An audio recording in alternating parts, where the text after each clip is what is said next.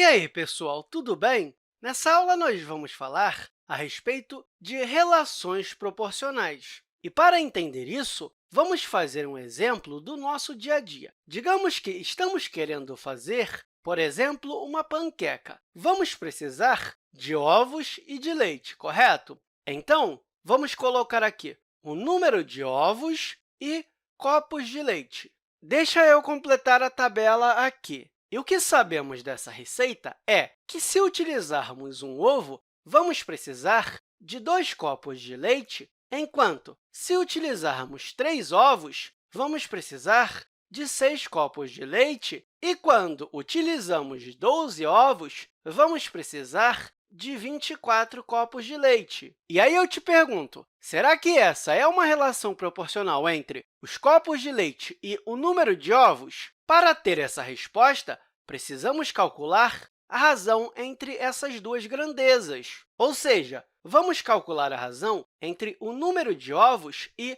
a quantidade de copos. E, claro, para saber isso, você pode calcular a razão entre o número de ovos e a quantidade de copos de leite, ou a quantidade de copos de leite e o número de ovos. Tá, então vamos tentar ver se essas grandezas têm equivalências utilizando a razão entre o número de ovos e copos de leite. Nessa primeira linha, temos um ovo para 2 copos de leite. Na segunda linha, temos 3 ovos para 6 copos de leite. E, na terceira, temos 12 ovos para 24 copos de leite. Sabendo cada uma dessas razões, será que conseguimos determinar se essas proporções são equivalentes? Lembrando que uma proporção é uma igualdade entre duas ou mais razões. E note que, daqui para cá, nós multiplicamos por 3, e aqui também, o que significa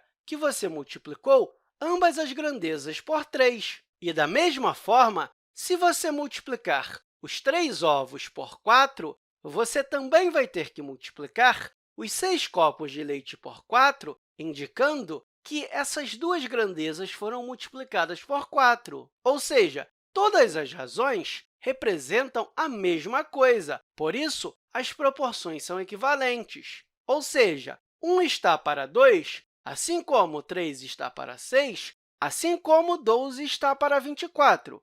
Em cada situação, você sempre tem o dobro de copos de leite em relação ao número de ovos. Portanto, essas grandezas são proporcionais. Tá, mas será que conseguimos ver algum exemplo onde as grandezas não são proporcionais? Digamos que você vá a uma loja de doces e queira saber quanto custaria comprar um bolo para um número diferente de pessoas. Nessa primeira, eu vou colocar o número de fatias e, nessa segunda, o custo do bolo. Tá, deixa eu completar a minha tabela aqui. Então, se você comprar 10 fatias de bolo, você vai pagar R$ 20, enquanto, se você comprar 20 fatias, vai pagar R$ 30, e, se comprar 40 fatias, vai pagar R$ 40. Eu sugiro que você pause o vídeo e tente ver se essas duas grandezas têm uma relação proporcional. E, se tiver, por quê? Se não tiver, por que não? Ok, vamos lá. Vamos criar uma razão entre essas duas grandezas. Na última coluna, vamos ter o número de fatias para o custo do bolo.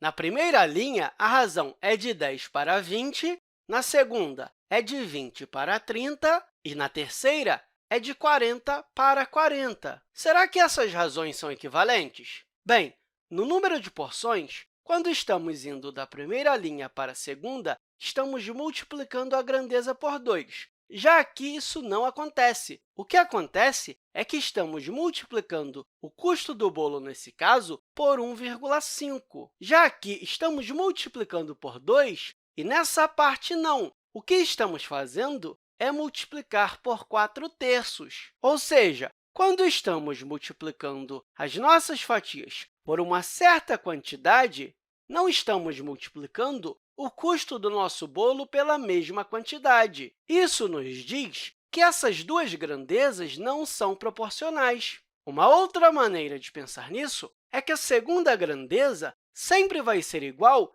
a uma constante vezes a primeira grandeza. No nosso primeiro exemplo, deixa só eu apagar isso aqui rapidinho. Então, aqui, nesse exemplo, nós vimos que o número de copos de leite sempre vai ser igual ao dobro do número de ovos. Deixa eu escrever isso aqui para ficar mais fácil de entender. Então, os copos de leite vão ser iguais a 2 vezes o número de ovos. E esse número aqui nós chamamos de constante de proporcionalidade.